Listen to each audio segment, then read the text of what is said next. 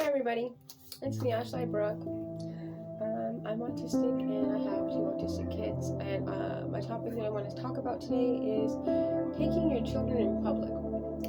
I read a post on Facebook from a autism parent support group, and the mother is saying in the post, she's saying, everybody, my kid's about to be 3, and how do I take my child in public?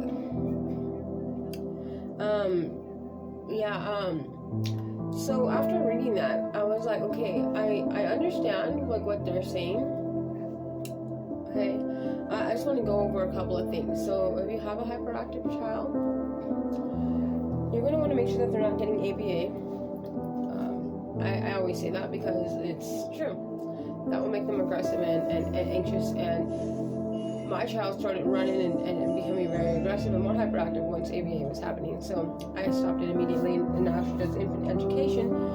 And these are some things that you can do. If you're in trouble, getting your child to, be safe and follow you and,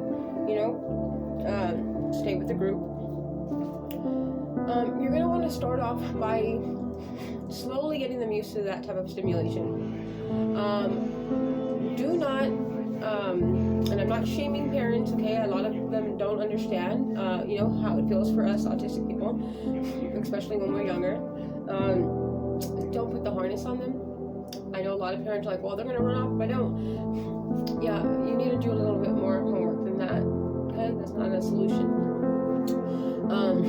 So I found what helps and works with my daughter is I'll put a little backpack and put like some heavier items in there, like some oranges or some apples. The weight on her back, the physical stimulation, the pressure helps her balance her sensory overload that she's having. If they're hyperactive and in public, you can teach them, like for example, okay, here's the phone, right? The phone's right in front of me, you guys know, okay? Show them with your finger. You can first do it on a piece of paper, like, let's see, draw a square, and you see square, and then go trace. You're going to want to give them things to trace, teach them how to trace visually. Are you okay, Izzy? Come here, Mama. Baby. You mad at Ozzy? Oh my God. Come here, Mama. Oh, too spiky? Oh. 1 second, you guys.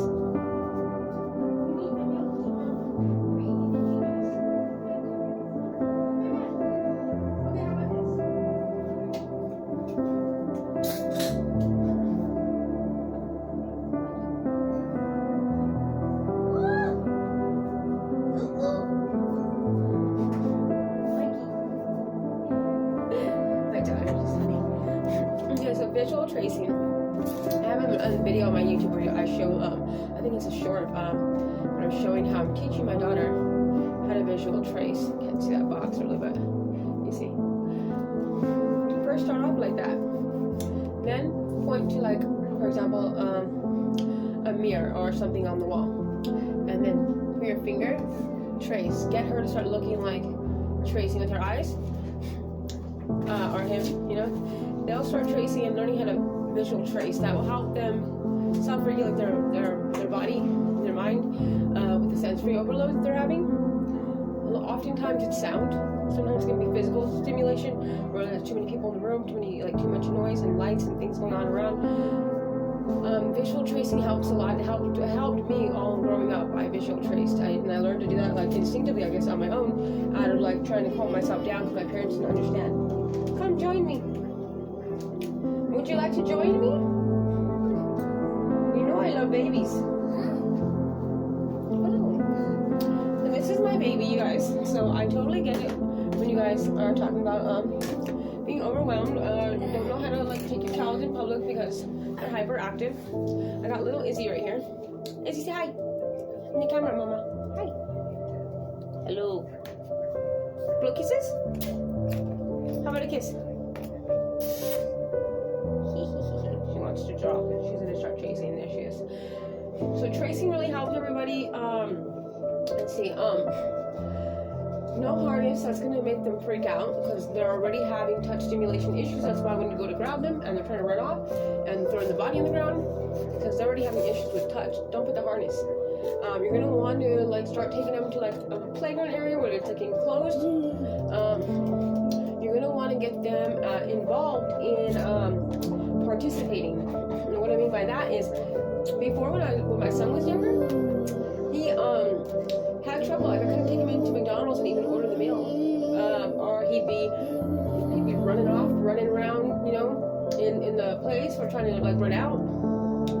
As soon as I started like handing him the money and telling him to pay for his Happy Meal, and letting him go up to the having him come up to the register and tell him, you have to pay for your Happy Meal, here, give it to the, you know, to the cashier, and he started learning how to participate. If you get them busy participating, the hyperactiveness will start to go away. My daughter is so hyperactive that I can't carry her in public. I can't carry her in public. She starts screaming and stuff. So my daughter, I give her things to do. Like I'll tell her, hold this, follow me, and she, it's done wonders. You need a huggy? How about a huggy? Yeah, thought it would. Dang. Tough. Is it tough, Izzy? Okay. So, I totally understand everybody. You're gonna have to work with them and slowly get them used to it. Don't pick them up or try to grab their bodies. It's gonna make it worse.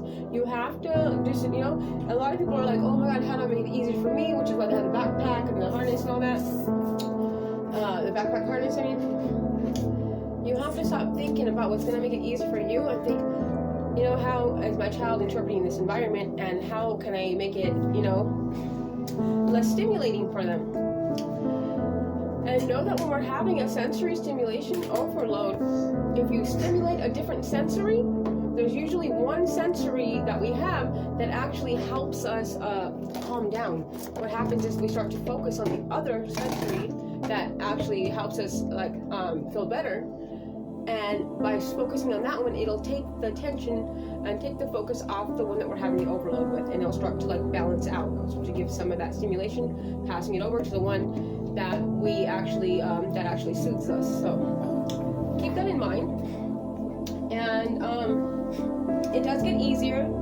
And just in the beginning, you're just gonna have to do your work. And I can't stress this enough, you guys. Who cares who's looking? Who cares? People, you know, people need to get over themselves. If they're looking at you funny, that's a them problem. That's a personal problem for them. You being there for your child, and if they don't understand that your child is autistic and they're having, you know, that you're being a good parent by taking the time and sitting down. If you gotta sit down on the floor in the middle of the supermarket with your child, so what? People are just gonna have to, you know, educate themselves. Tell them to read a book. Period.